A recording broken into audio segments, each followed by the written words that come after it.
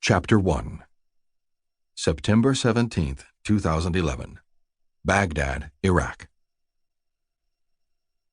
General Mackenzie Parnell watched the three private military contractors enter the noisy Baghdad bar and thread through the crowd to the back corner table.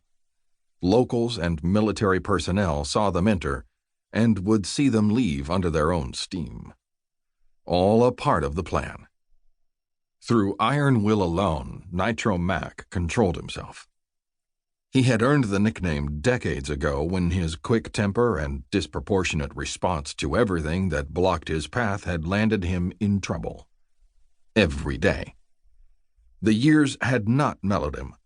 Parnell was as volatile at 57 as he had been at age 7. Both the moniker and the trait were essential elements of his DNA as well as his success. Nobody messed with Nitro Mac and lived to brag about it. He smiled. The three men approaching him now would learn that lesson soon enough. He recognized them instantly. One looked like an accountant, except his flat, dead eyes resembled a shark's. One was black. The third was taller than the others. The three walked well enough, but Parnell watched their arms.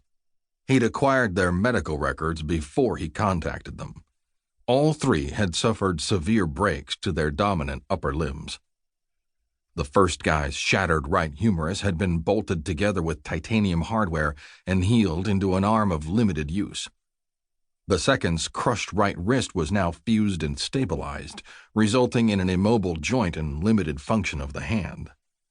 A compound fracture of the third man's left arm caused it to hang shorter than the right and bend oddly at the elbow. Over time, Parnell had perfected the art of impulse control. Yet, this situation, as such things were euphemistically known in security circles, had stretched his skills to the breaking point. He was more than angry. He was enraged.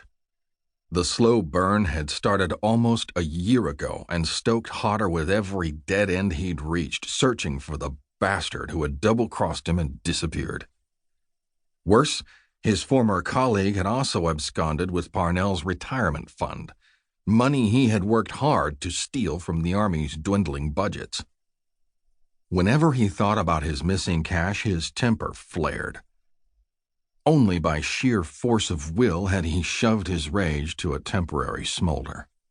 He tapped his finger on the table rhythmically, reminding himself to keep his powder dry for another hour. Maybe not even that long. The three contractors approached, seated themselves, ordered drinks, and settled in to receive last-minute changes to their mission from the general. It pleased him to recall that all three would be dead within the hour. Parnell almost smiled. He knew their names, but he thought of them as Mo, Larry, and Curly. Not because they were clueless or funny. Far from it. Each was a well-trained killing machine. Tagging them with the comedic handles was one of many tricks he'd devised to manage his fury. Mo was left-handed, Larry and Curly were right-handed. It was surely no coincidence that their injuries were inflicted to remove them from the battlefield. Parnell had enticed the Three Stooges here in the same way he had engaged their boss years ago. They were kindred spirits. Fighting men who expected violence to define their lives, which they lived without an ounce of remorse. The type of men Parnell knew well. Nitro Mac intended to exceed their expectations today.